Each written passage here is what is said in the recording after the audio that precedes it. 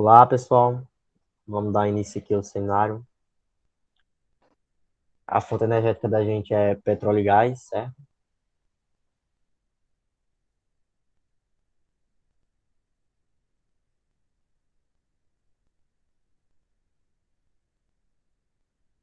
Passar aqui o slide.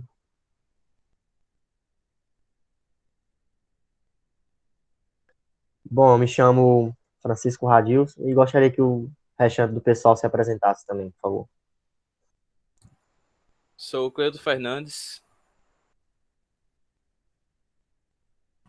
Sou Francisco Nalides.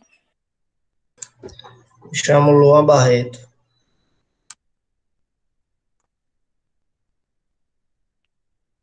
Bom, agora eu vou falar um pouco sobre o que é a fonte energética, no caso o petróleo e o gás, certo? O petróleo é uma mistura de hidrocarbonetos de origem fóssil e não renovável, ou seja, ela irá se esgotar na natureza. Sua formação ocorreu principalmente nas rochas sedimentares através da decomposição de matéria orgânica, como resto de plantas e animais. O tempo e as condições que esses materiais ficaram submetidos, como pouco oxigênio, pressão da terra, altas temperaturas, promoveram sua transformação em uma massa homogênea, viscosa e de coloração negra. O gás é composto por uma mistura de hidrocarbonetos leves, como metano, etano, propano, butano e outros gases de menores proporções, que, submetido à temperatura ambiente e pressão atmosférica, permanece no estado gasoso. É uma fonte energética encontrada na natureza em duas formas distintas. Ela pode ser também obtida como jazidas e através de queima de biomassa, como bagaço de cana de açúcar, por exemplo.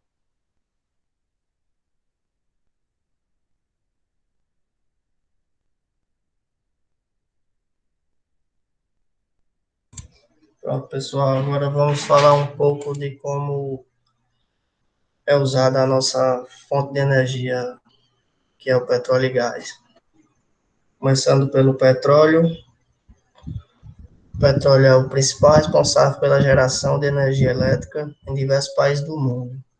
A geração de energia elétrica, a partir de derivados de petróleo, ocorre por meio da queima desses combustíveis em caldeiras, turbinas, motores de combustão interna, entre outros.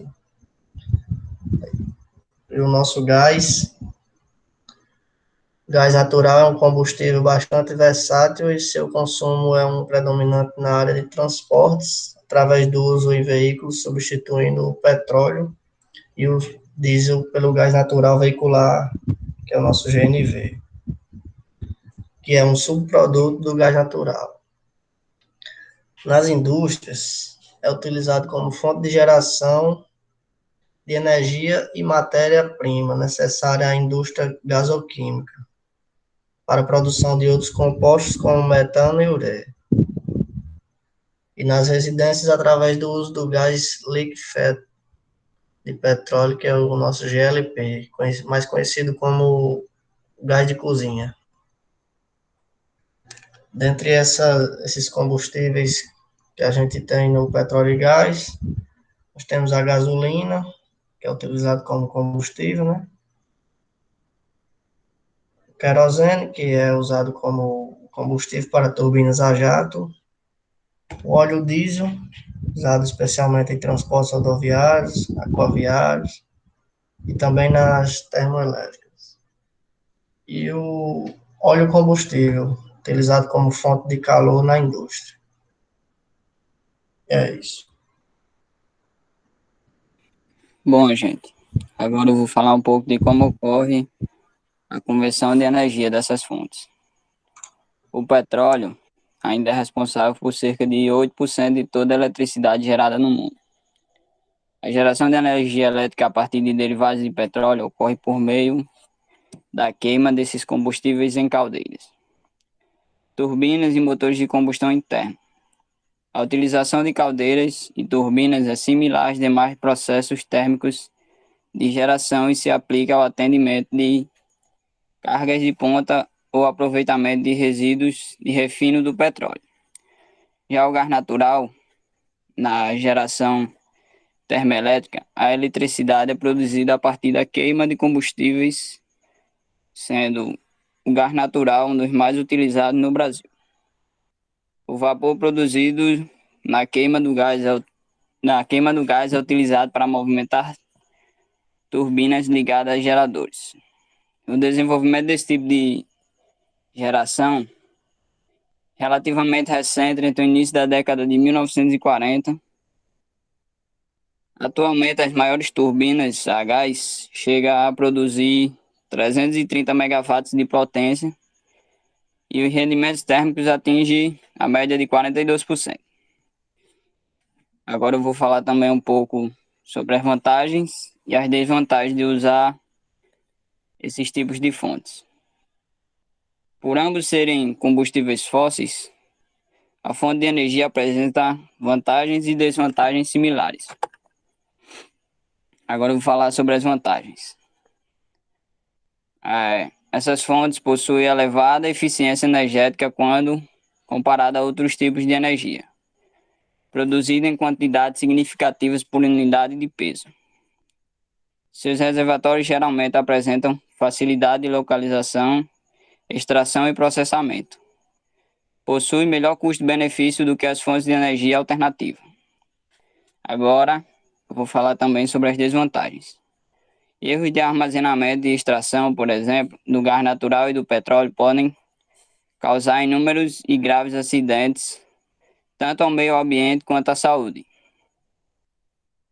Quanto mais reduzida a disponibilidade desses combustíveis devido ao intenso uso de reservatórios, mais elevado fica seu preço no mercado. Estão relacionados a diversos problemas ambientais, como emissão de gases poluentes à atmosfera, contribuindo, por exemplo, para o aumento do efeito estufa. E é isso.